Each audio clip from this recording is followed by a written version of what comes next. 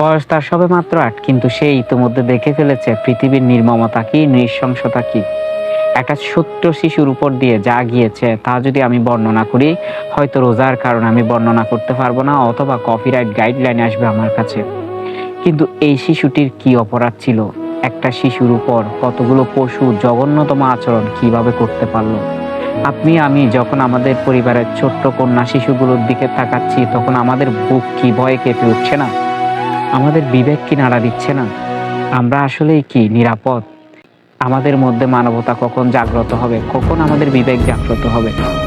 কখন আমরা পশু থেকে মানুষ হব? মানুষের মতো গঠন থাকলেই কি একজন মানুষ মানুষ হয়ে যায়? কিন্তু তার আচরণ যদি পশুর চেয়ে নৃশংস হয়, তাহলে সেই তো পশুর চেয়ে নৃশংস কিছু। এমন বিশেষণ যদি দেওয়া যেত, এমন কোনো নাম থাকলে হয়তো দিতাম। কিন্তু পশুও তো এমন জঘন্যতম কাজ মনে হয় করে না। যে জঘন্যতম কাজ করেছে মনির উপর, তার বোনের জামাতা, তার বোনের শ্বশুর, এবং কথিত বলা হচ্ছে তার বোনের বাসুর। এই তিনজন মানুষকে ফাঁসি দিলেই কি সবকিছু শেষ হয়ে যাবে? এই তিনজন মানুষের বিচার হলেই কি সবকিছু শেষ হয়ে যাবে?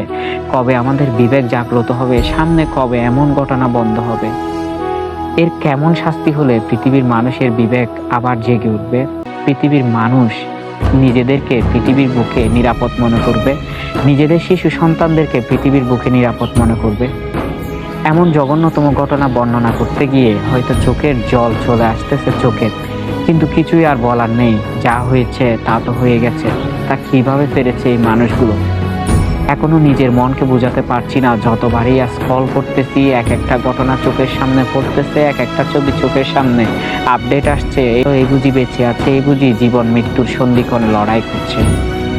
এই বিষয়গুলো দেখে না এতটাই আঘাতে পরিপূর্ণ করে ফেলেছি যে ফেসবুকে ঢুকতে এখন ভয় হচ্ছে, কিংবা ইউটিউবে সংবাদ শিরোনামে স্ক্রল করতে ভয় হচ্ছে। দিন শেষে মানবতা জেগে উঠুক। দিন শেষে তারপর মানুষের কাছে চাওয়া, আমরা আগে মানুষ হই। আমরা শিশুদেরকে নিরাপদ বাসভূমি উপহার দিই। আমরা নারী মানে তাদের উপর যা ইচ্ছা তা না চালাই। আমরা পৃথিবীকে সুন্দর একটা বাসভূমি গড়ে তুলি। মানুষ কবে পশু থেকে মানুষ হবে, সেটাই আগে ভাবে।